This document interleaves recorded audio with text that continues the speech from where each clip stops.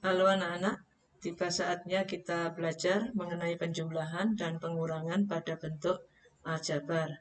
Agar kita lebih memahami dan memaknai, mari kita melihat beberapa contoh berikut. Yang pertama, di rumah Tika terdapat 2 kardus yang berisi telur ayam dan di luarnya ada 3 butir telur ayam. Sementara di rumah Andi ada 1 kardus berisi telur ayam dan di luarnya ada 6 butir telur ayam. Nah, pertanyaannya, apabila seluruh telur di rumah Tika dan Andi diberikan kepada pengurus PKK untuk kebutuhan posyandu, berapa jumlah telur yang diterima oleh pengurus PKK? Dan karena kita belajar aljabar, kita belajar menuliskan jumlah telur yang diterima pengurus PKK ini dalam bentuk aljabar. Nah, caranya yang pertama, kemarin kita memisahkan jumlah telur dalam 1 kardus ini dengan sebuah variabel, yaitu T. Maka jumlah telur di rumah Tika kalau dituliskan dalam bentuk aljabar adalah 2T ditambah 3. Kemudian jumlah telur di rumah Andi jika dituliskan dengan bentuk aljabar adalah T ditambah 6. Ya, T ditambah 6 atau 1T tambah 6. Kemudian jumlah telur yang diterima oleh posyandu jika digambarkan berarti ada berapa kardus? Ada 3 kardus dan ada berapa butir telur? Ada 9, ya. Jadi kira-kira gambarnya seperti ini. Ada 3 kardus dan 9 butir telur. Dan apabila digambarkan dengan bentuk aljabar, maka bentuk aljabarnya adalah 3T ditambah 9. Asalnya dari mana? Yaitu 2T ditambah 3, 2T ditambah 3 dengan ditambah dengan T ditambah 6. Ya, jika ada bentuk aljabar seperti ini, kita ingin menjumlahkan atau menyederhanakan, langkah yang pertama adalah kita kelompokkan suku-suku yang sejenis. Nah, suku yang sejenis kemarin apa? Yaitu suku yang memiliki variabel yang sama, yaitu 2T dikelompokkan dengan T, kemudian konstantanya 3 dikelompokkan dengan 6. Ya, dikelompokkan itu didekatkan. Sehingga kita bisa menjumlahkan 2T ditambah T hasilnya adalah 3T, kemudian 3 tambah 6 adalah 9. Nah, apakah bisa ini digabung menjadi 12T? Tentu jawabnya tidak bisa, ya. Kemudian cara lain untuk menjumlah selain cara yang di samping kiri, kita juga bisa menggunakan dengan cara bersusun. Ingat kembali pada saat kalian belajar di sekolah sebelumnya, ketika menjumlah bilangan bisa dengan penjumlahan bersusun, ya. Yang di atas siapa? Yang di atas adalah 2T tambah 3. Yang di bawah siapa? T tambah 6. Nah, tentu saja yang sukunya sejenis dikelompokkan sehingga kita dengan mudah bisa menjumlahkan, ya. Perhatikan baik-baik langkahnya. 2T ditambah 6. 2T ditambah T, ya. Hasilnya 3T. Kemudian 3 ditambah 6 hasilnya 9. Maka hasil akhirnya adalah 3T ditambah 9. Ayo kita lihat kasus yang lain. Nah, pada kasus berikutnya, ini terdapat 4 buah kardus yang berisi apel. Dan di luarnya itu ada 12 butir apel. Ini miliknya Tommy. Ya. Jika jumlah apel dalam kotak dilambangkan dengan A, pertanyaannya tuliskan jumlah apel pada gambar di atas dalam bentuk aljabar. Ya. Nah, apel yang dimiliki oleh Tommy ini diberikan kepada Galen. Berapa jumlahnya? 1 kardus dan 4 buah apel, ya. Kemudian pertanyaan akhirnya adalah berapa sisa apel Tommy? Yuk kita kerjakan, ya. Nah, kita jawab dulu bentuk aljabar dari apel yang dimiliki oleh Tommy, ya. Oke, kalau 1 kardus itu dimisalkan dengan A, maka jumlah apel yang dimiliki oleh Tommy itu adalah 4A tambah 12 ya. Kemudian punyanya Galen kalau dinyatakan dalam bentuk aljabar adalah A ditambah 4 ya. Nah, sisa apel Tommy itu berapa setelah diberikan kepada Galen? Yaitu tentunya ada 3 kardus apel dan di luar ada berapa? Ada 8 butir apel ya. Kalau dinyatakan dalam bentuk aljabar apa? 3A tambah 8. Nah, 3A ditambah 8 ini kalau kita hubungkan dengan 4A tambah 12 dengan A ditambah 4 adalah saling dikurangi ya. Artinya apa?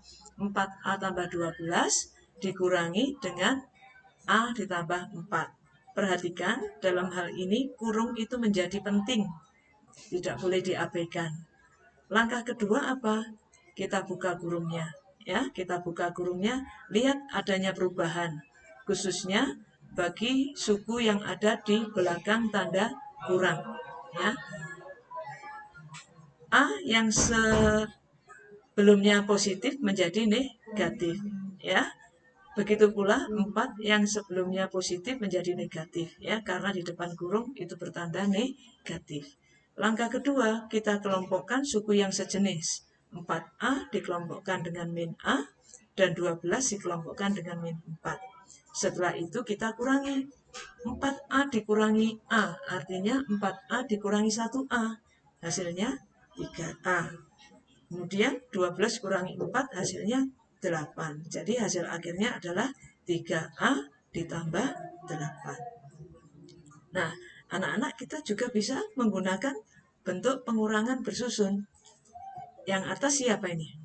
Yang atas tentunya adalah 4A ditambah 12 ya. 4A tambah 12, yang bawah siapa? A ditambah 4. Lagi-lagi yang suku sejenis harus dikelompokkan ya. Nah, setelah itu kita tentukan hasilnya. Perhatikan cara menghitungnya ya. 4A dikurangi A, hasilnya 3A. Kemudian 12 dikurangi 4, hasilnya 8. Jadi hasil akhirnya adalah 3A plus 8. Gitu ya. Nah, sekarang kita coba apabila sudah tidak ada gambar-gambar ilustrasi lagi. Misalkan 1 ya. Jumlahkan bentuk aljabar 7B dikurangi 3C tambah 2 dengan 2B dikurangi 3. Langkahnya, nah kali ini saya menggunakan penjumlahan bersusun. Berarti yang atas yang mana itu? 7B dikurangi 3C tambah 2. Dan bawahnya 2B dikurangi 3. Nah, lihat ini ya. Ada pengelompokan. Supaya apa? Supaya kita bisa dengan mudah menjumlahkannya ya. Jadi 7B diluruskan dengan 2B, kemudian 2 lurus dengan min 3. Yuk kita jumlah. 7B ditambah 2B hasilnya berapa nak? 9B ya. Kemudian min 3C ditambah, nah di sini nggak ada. Tidak ada itu artinya apa? Kosong atau 0. Min 3C ditambah 0 hasilnya min 3C. Kemudian 2 ditambah min 3 hasilnya min 1. Sehingga hasil akhirnya adalah 9C min 3C min 1.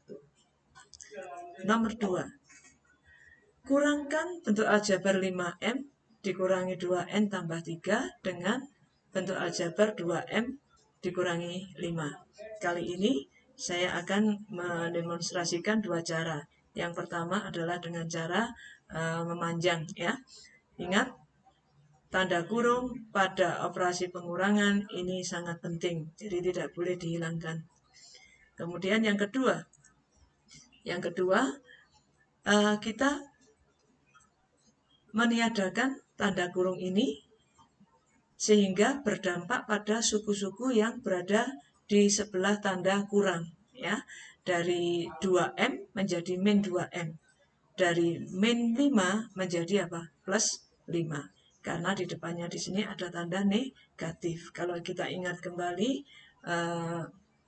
perkalian bentuk aljabar, perkalian di bilangan bulat juga demikian ya.